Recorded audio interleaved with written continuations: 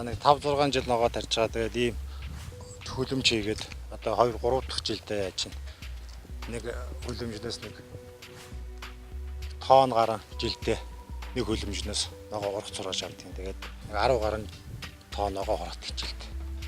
Тэрийг одоо зарж борлуулж өөрийнхөө ахуй хэрэгцээнд зарцуулж амьдэрдэг юм да.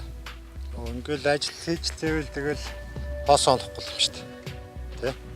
Амьдрал сайхан амьдарч байна.